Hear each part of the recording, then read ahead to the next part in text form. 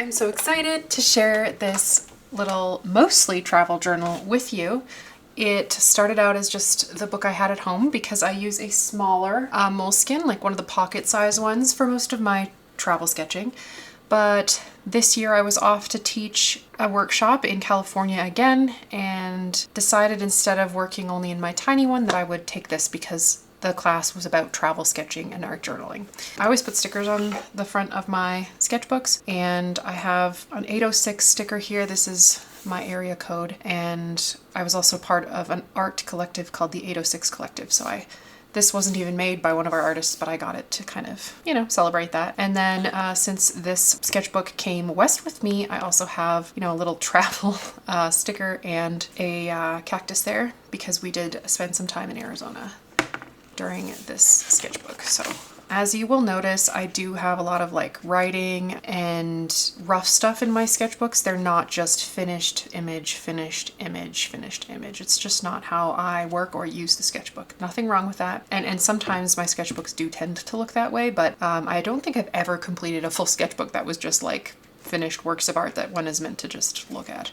Also, something that I have a tiny bit more of in this sketchbook is collage elements. So this was the front wrapper of a handbook sketchbook, which is the sketchbook that my students used in the class this year. And they had that as trash, and so I kept it because I like turning trash into treasure and evoke memories. This is the studio that I was a part of the collective of, the 806 Collective. And then you'll see I did a lot of coursework in here from Liz Steele's watercolor on location course because she is a trained architect who then became an artist, and so I wanted to learn from somebody who had different training than myself. And so I'm not going to explain a lot of the coursework from hers. You can just kind of tell that it's me working through some things, but I'm not going to describe it in great length because that's her course. All I can say is please go and take it if you want. It's a bit of an investment, but it was well worth it, and I'm still taking it. I haven't even completed it. So some of this is from that course. This was a landscape I did in marks, just trying to test, sort of challenge myself to do an entire landscape with marks. I started with watercolor and then went on top of it with colored pencil. And this was just a colored in page. So I have several pages here that I was trying to, at the beginning of the sketchbook, just get into the sketchbook and not be precious with it. So I just laid down some watercolor and paint on a couple of pages. And then later, much later actually for this one, I came back and worked over top to kind of finish the page or do something with it. But it didn't work immediately. I kind of avoided these pages for the longest time. So I came back into this really recently and I drew back over top of the wash. That's why the wash doesn't quite line up with what I was drawing. I just kind of had fun back over it. Same with this. I came back into it a lot later and made it into a landscape with some watercolor that got really dark and dense because I was layering on top of previous layers. And then I used some white acrylic marker on top, like Posca pens, paint pens. This one I hated so much. It was a landscape and roses, and I just didn't know how to salvage it at all. Didn't give up on it, kept pushing it. Tried to use some paint pens over top of the multiple layers of watercolor. I wrote here, it's okay to experiment. I don't mind glancing at it now. I don't hate it to the point where I have to cover it. Here are two more that were just blobs that I kind of tried to turn into landscapes with very mixed / not success. They're kind of horrible. Let's move on. Relaxing on the balcony in Lubbock. I have kombucha and wine and my little plant that I keep out there. And then this was kind of a top-down view of my niece's birthday. She had a tea party and I just decided to paint it. That's my dog. This is a little pencil sketch with watercolor plopped on top. It's kind of fuzzy and it shows you a little bit of what my watercolor looks like if I decide not to add pen to it. I end up using pen a lot because this is not quite crisp enough for me. Some tree studies in a nearby park. It's important to just keep trying to do things, and sometimes focusing on a certain subject matter will help you push through challenges and whatnot. And that way when you actually finally put them into a bigger scene, they're not a weakness. They're probably the best part of that scene. It's just an alleyway with some shadows crossing it that I liked. So then this was on a trip to Fredericksburg. I just did a donut. And then the rest of the trip in Fredericksburg, my husband bought me a mini sketchbook when we were there, and I filled that one, or at least, worked in that one instead of this big one. And then here I am in Canada in the summer of 2022. My mom and I went down to the marina and sketched side by side in watercolor. Then we went to a brewery. And this is again from real life. It's not from a photograph, and it's looking down at my aunt and uncle's little tiny bay and dock in Canada, in Ontario. And then here are some views that I took pictures of when I was kayaking, and then I sketched them later. So sketch first, then paint, and then ink on top. And here are some more of those. These were actually two separate photos. They weren't even the same rock, I don't think, but I painted them that way, and it kind of looks like one scene, which is cool. This was a plein air painting I did. It is its own YouTube video if you want to check that out. And it was a very windy day, and this is a beautiful willow tree in a nearby park, and you can come along with me and paint that if you want. This isn't quite a finished page. I put a little piece of washi tape here, like a pencil to show. It's unfinished. I basically tried to start over. He's okay. I'll keep him.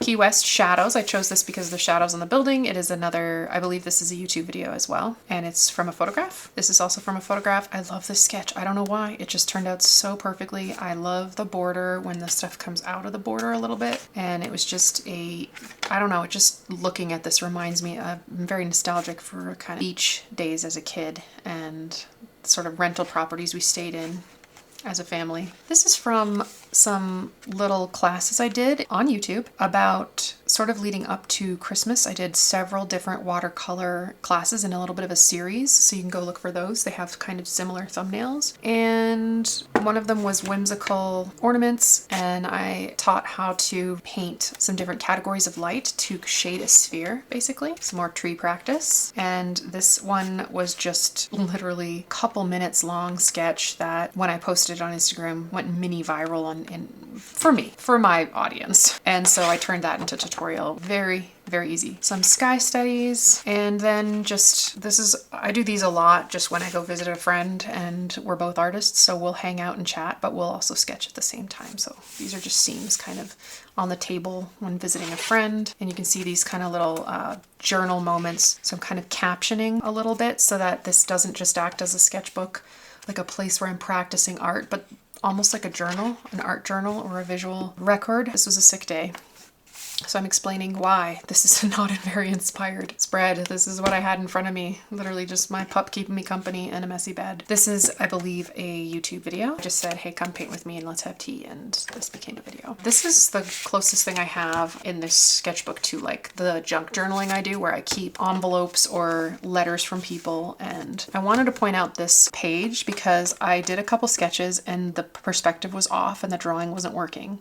I think it's under here, you can kind of see it. Making mistakes anyway in your sketchbook allows you to kind of try to find solutions rather than give up and just cover it. So I tried to shade to kind of hide the bad perspective and basically try to draw it again, and that worked out, but it looked a bit funny. And so what I ended up doing was just kept drawing more things on top and let them all kind of overlap. And then I pulled out some gray watercolor and added some shadows, and the overall effect was really neat. I added in this periwinkle. It's a Le Pen, and I love the periwinkle color because it's really soft and doesn't take away from the sketches. So you'll see me write a lot in my books with that.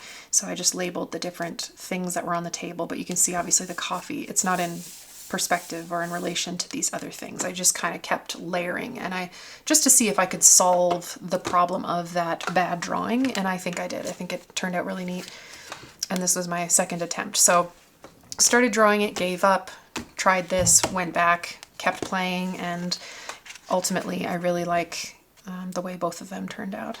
And I like to document gifts and things that people give me. It helps me remember sweet moments. This was in 2023 on my way out west to teach in California. I did 2 paintings and that is it. The rest of my work ended up being in a different sketchbook, which always happens to me. I take a couple and then I'll play around in a couple of them, and then obviously one will kind of stand out and it'll become the primary sketchbook of that trip. So I just have 2 here. And this was watercolor first, then pen first, then watercolor, and just those different effects. Often when I use pen over top of watercolor, the line is just too thick. The solution, I really should just do this, is get some smaller nibs. I already use a fine tip, I believe, but I should probably move to even ultra fine or some other drawing implement because I don't like how thick the lines are. They're too intense. So I generally prefer the pen first, watercolor second, but then I get into like coloring mode. I don't know. There are positive and negatives to each way. This is one of those instances where I had some color blobs down here, and for the next couple pages, and actually for quite a while here, I was teaching in this book. So you're gonna see a lot of random stuff. I pull out my sketchbook rather than a scrap pad, and I just work in it to show others when they have questions. So I started doing a sketch here, and then a student asked me for help, and so I just left it, and that's why it's unfinished. I started doing some sort of blobs here and never had time to go back to it, so it just stayed some watercolor blobs. Then later I decided, okay, I'm going to turn this into a memory. So I worked from a photograph of hubs on a trail and kind of superimposed it. So that's why there's like weird, but you end up with some cool stuff when that happens. I mean, it's not a great sketch. It's too dark. There's not enough light and white, and you know, it has its problems, but it is interesting though to look at later and see like bands of purple and blue where you obviously wouldn't put them otherwise. You can see me kind of teaching how to draw plants and trees and certain things, and it's very messy. This is awful. I hate this, but I kind of love the bottom here with these little trees in the border. I don't mind this lettering. I just don't like this like gold eye and the way I tried to connect the line and use stamps. I love this though. This turned out quite cute. So there's stuff I love and there's stuff I hate, and we just deal. This was just a quick study after Gail Wong. Here's just a little study of some trees and shadows and stuff. It was more a study of how to incorporate watercolor pencils and crayons than anything else. And so it's not finished at all. I was just kind of demoing how I would go about using them or how they tend to work, even though I don't actually use them a ton. Again, barely started sketch that I had to abandon. And then this is the next day. So this is a 5-day workshop, and we were out moving around and trying to work on some architectural sketches that day. This was way later. Like I came back to this page. It was just some awkward sketches, and I made this little landscape here, and I love it. It's so simple, but there was just a gap here, and it was like a dust storm on the drive home. So this dust kind of just swoops right across and outside the frame. It's so simple, but I love this little moment here that I added later. So this is a bit of a sketch that I was doing on plein air, like outside of the library of Idlewild Arts Academy.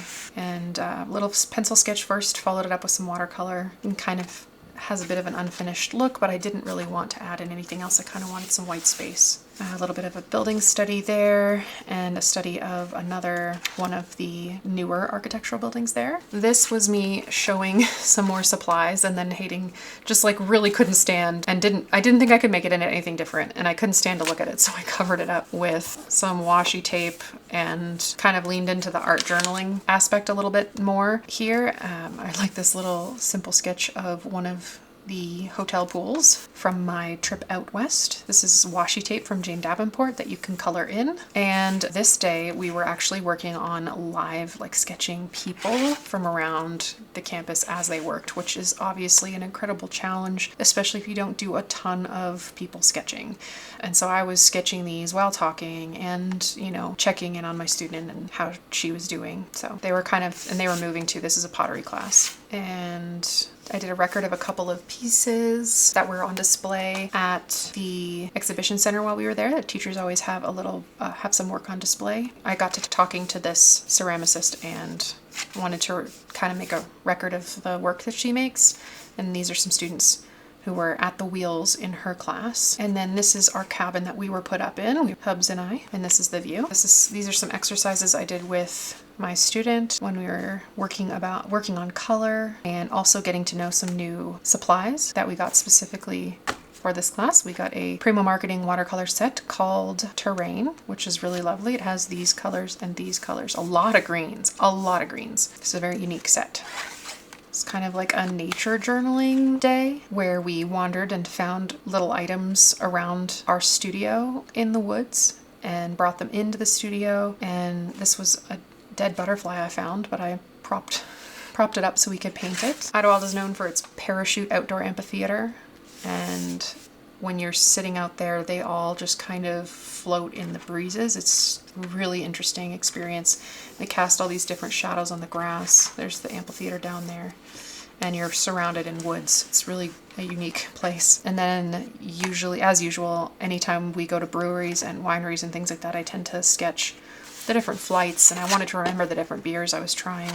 This is just a quick watercolor loose sketch of one of our runs. We ran up to Keats Peak. So there's the trail going up that way.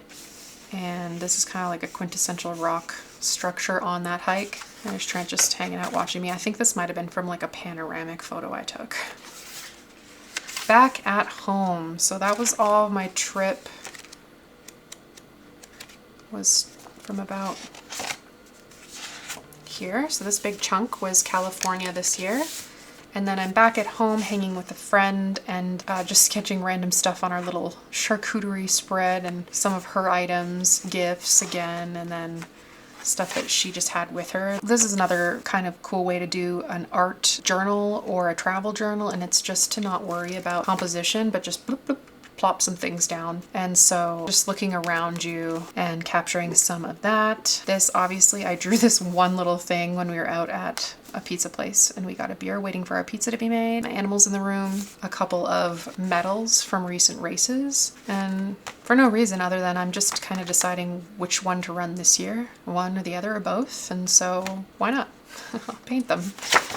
And that's the end. This is just another teaching page. That's why it looks like crazy. It's me testing some supplies. And then sometimes when I know the sketches are going to be rough or ugly in my sketchbook, I turn to the back page to teach a little. So that's why they're back here, including even back here. I'll teach on this last page as well. So, and again, I'll test materials. I love these sketchbooks because they have a pocket, and so often you'll find a lot of random stuff in these pockets of mine.